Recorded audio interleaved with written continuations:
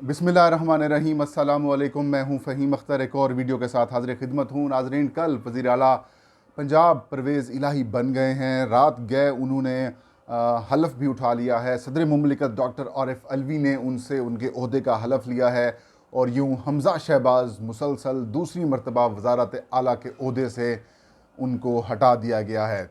मुस्लिम league नून ने कल एक साजिश, बल्कि परसों ही एक साजिश करने की कोशिश की पाकिस्तान के सिस्टम के ख़िलाफ़, पाकिस्तान के ख़िलाफ़, इनफैक्ट पाकिस्तान के डेमोक्रेटिक सिस्टम के ख़िलाफ़, कॉन्स्टिट्यूशन के ख़िलाफ़, मुल्क में अनारकी इंतशार की साजिश करने की उन्होंने कोशिश की, लेकिन वो बड़े बुरे तरीके से नाकाम हुई। और यूँ सुप्रीम कोर्ट ऑफ पाकिस्तान ने धौंस, धमकी, दबाव, प्रेशर, हर किस्म का हथकंडा, उनको मतनाज़ा बनाने की कोशिश, उनकी ज़ात के ऊपर अटैक करने की कोशिश, उनको जानिबदार बनाने की नाकाम कोशिशों को उन्होंने जो है वो मुस्तरद किया और आइन और कानून के मुताबिक जो फ़ैसला था वो उन्हें सुप्रीम कोर्ट ऑफ पाकिस्तान ने दिया।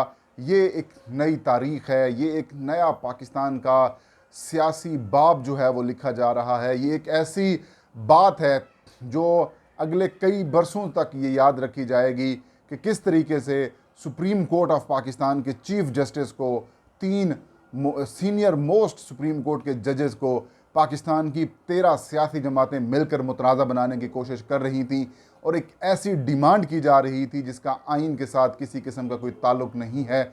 और सुप्रीम कोर्ट ऑफ पाकिस्तान ने उस दबाव को, प्रेशर को, उन हथकंडों को ना सिर्फ यकसर मुस्तरद किया है, बल्कि जो कानून और आइन के मुताबिक फ़ैसला था वो उन्होंने दिया है। बुनियादी तौर पर नाज़रीन, मुस्लिम लीग नून इस सारे प्रोसेस से चाहती क्या थी? एक बात तो क्लियर है कि ये हक पर नहीं थे। इन्होंने लोटे तोड़कर तहरीक इंसाफ की हुकूमत गिराई, वफाक में भी और पंजाब में भी। उन लोटों को 63A के तहत इलेक्शन कमीशन ऑफ पाकिस्तान ने डी-सीट कर दिया। सुप्रीम कोर्ट ऑफ पाकिस्तान ने 63A की तशरीह कर दी और ये कहा कि इनके वोट काउंट नहीं होंगे क्योंकि ये किसी और पार्टी के हैं। पार्टी के हकूक़ होते हैं और पार्लिमानी पार्टी, बाद में इतराज़ा इन्होंने करने की कोशिश की तो लोटे तोड़े, हुकूमतें बनाई, वो बंदे डी-सीट हो गए, उनके ऊपर इलेक्शन हुआ। 20 में से 17 जो टूटने वाले लोग थे उन्होंने इलेक्शन कॉन्टेस्ट किया, 16 बंदे उनमें से हार गए मासवा राजा सग़ीर के, उनकी भी सीट बड़ी मुतनाज़ा है। तो फिर मुस्लिम लीग नून ने अजीब व गरीब मंतक करना शुरू कर दी। चौधरी शुजात हुसैन जो कि पहले ही वफाकी हुकूमत का हिस्सा हैं, चौधरी परवेज़ इलाही वफाकी हुकूमत में शामिल नहीं है, ना उनके साहबजादे मोनस इलाही और ना ही हुसैन इलाही, तो वो क्लियरली तहरीक इंसाफ के साथ खड़े हुए हैं और उन्होंने ये ऐलान किया कि हम वफाकी हुकूमत का हिस्सा नहीं बनेंगे और PTI के साथ खड़े रहने का और आगे चलने का ऐलान किया मोनस इलाही ने, परवेज़ इलाही ने और हुसैन इलाही ने, जबकि चौधरी वजाहत हुसैन ने भी परवेज़ इलाही का साथ दिया जो चौधरी फैमिली थी। बाद में एक इशू बना दिया। डिप्टी स्पीकर साहब ने एक ऐसी रूलिंग दे दी जिसका दिफा करने की कोशिश की गई। 2 दिन तक तो इनके वकला सुप्रीम कोर्ट ऑफ पाकिस्तान को कभी इधर लेके जाते, कभी इधर लेके जाते और घुमाने की कोशिश की, सिर्फ टाइम टेकिंग किया जा रहा था। लेकिन अचानक फिर बाद में ये ऐलान कर दिया कि हम इस सुप्रीम कोर्ट ऑफ पाकिस्तान की कार्रवाई का हिस्सा नहीं बनते। ये पाकिस्तान की तारीख़ में पहली दफ़ा हो रहा है कि हुकूमत 13 सियासी जमातें मुश्तरका तौर पर सुप्रीम कोर्ट ऑफ पाकिस्तान को मतनाज़ा बनाने के लिए उन्होंने बाइकाट कर दिया। सियासी तज्ज़िया निगार और जो मुस्लिम लीग नून के इवन के हामी जो एंकर्स और सहाफ़ी थे, उन्होंने भी मुस्लिम लीग नून, पीपल्स पार्टी, JUI और तमाम in democratic Pakistan democratic movement में शामिल जो जमातें हैं उनको शदीद तनकीद का निशाना बनाया। जावेद चौधरी मारूफ एंकर पर्सन हैं, उन्होंने तो यहाँ तक कह दिया कि ये पाकिस्तान के ख़िलाफ़ साजिश है, ये पाकिस्तान के ख़िलाफ़ पाकिस्तान के कानून से ये बगावत कर रहे हैं, PP और नून लीग बागी हो गए हैं। इससे होगा ये कि गली गली जो है वो लोग अपनी अदालतें लगा लेंगे। पाकिस्तान की जो सबसे बड़ी इंसाफ की अदालत है, जो कि उन्होंने जावेद चौधरी साहब ने तो कहा कि ये इंसाफ का खुदा है, अगर आप खुदा से इनकारी हैं तो फिर आप कैसे रह सकते हैं। तो पाकिस्तान के तमाम जो जस्टिस सिस्टम है उसकी जो एक्सट्रीम है, अगर किसी को लोअर कोर्ट, हाई कोर्ट से रजू करते हैं और उनको इंसाफ नहीं मिलता, तो फिर वो सुप्रीम कोर्ट ऑफ पाकिस्तान का दरवाज़ा खटखटाते हैं। तो अगर सुप्रीम कोर्ट ऑफ पाकिस्तान के से भी आप उनका बाइकाट कर देंगे, तो फिर आप पाकिस्तान के जस्टिस सिस्टम के साथ किसके खिलाफ साजिश कर रहे हैं। आप चाहते हैं कि पाकिस्तान में गली गली में लोग अपनी अदालतें लगाएं, इंसाफ करें, खून हो। और जो इस किस्म की जावेद चौधरी का ये कहना था कि अगर ये रवैया रहा तो पाकिस्तान 2 महीने से ज़्यादा इसको फेस नहीं कर सकेगा और खुदा न खास्ता पाकिस्तान कोलैप्स ना कर जाए। तो ये तो जावेद चौधरी साहब की बात थी। तो मेरी इन्फॉर्मेशन है वो यही है। मरीम नवाज़ की ट्वीट्स देख लें आप, मुस्लिम लीग नून की लीडरशिप के आप बयानात देख लें, मौलाना फजल रहमान के बढ़ चढ़ कर छक्के मारने की कोशिश देखें।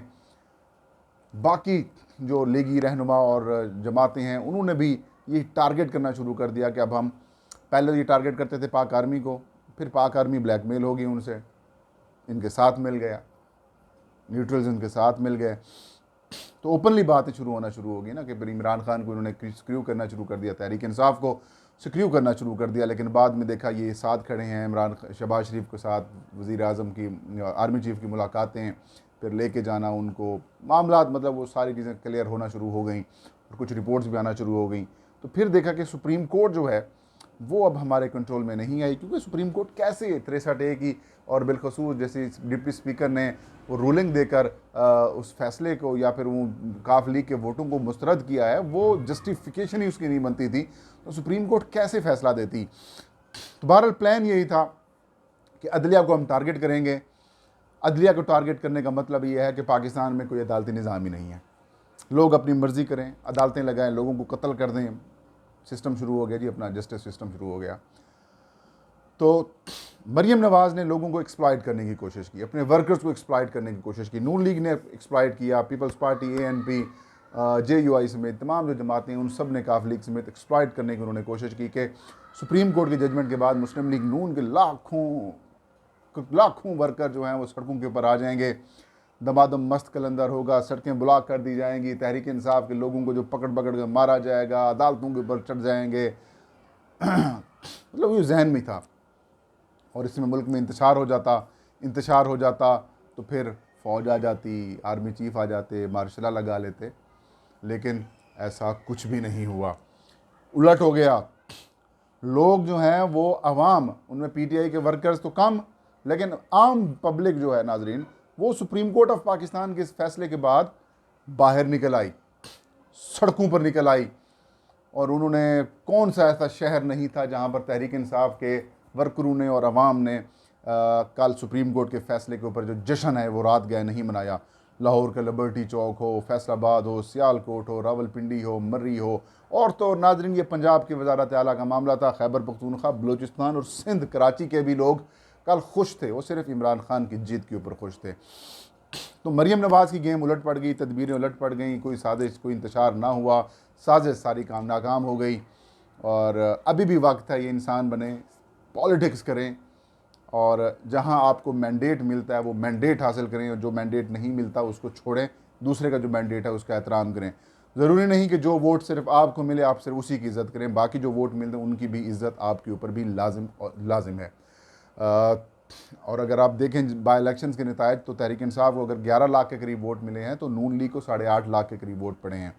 अभी आप आसिफ अली जरदारी और मौलाना फजल रहमान की बात नून लीग अगर सुनना छोड़ दे, मैं फिर कह रहा हूँ, आसिफ जरदारी और नून और JUI की बात अपना नून लीग वाले सुनना छोड़ दें, तो ये जमात पाकिस्तान के लिए एक एसेट साबित हो सकती है। एक बड़े लोगों की अब भी आपके ऊपर ट्रस्ट है, उनको ख़राब ना करें, बस जिसका जो मैंडेट है उसे दें। और अगले इलेक्शंस की आप भी तैयारी करें, बाकी लोग भी तैयारी करें, बाकी जो मामलात हैं वो खुद देखें। तो नाज़रीन, थी आज की वीडियो। इंशाल्लाह नेक्स्ट वीडियो में नई खबर के साथ मैं हाजिर हूँगा। फ़हीम अख्तर को इजाज़त दीजिए, अपना और अपने चाहने वालों का बहुत सारा ख्याल रखें। और हाँ, आखिर में याद आया कि आपने फ़ीडबैक लाजमी देना है, क्योंकि गुज़श्ता वीडियोज़ में भी आपकी तरफ से कोई मुनासिब फ़ीडबैक नहीं आ रहा, तो फ़ीडबैक लाजमी दिया करें ताकि फिर मैं चीज़ों को इम्प्रूव कर सकूँ। और इसी डिस्क्रिप्शन के अंदर एक और चैनल है, उनकी तरफ से काफ़ी रिक्वेस्ट आ रही हैं कि आप सब्सक्राइब करें, तो वो भी चैनल सब्सक्राइब लाजमी कर दीजिएगा। अल्लाह हाफ़िज़।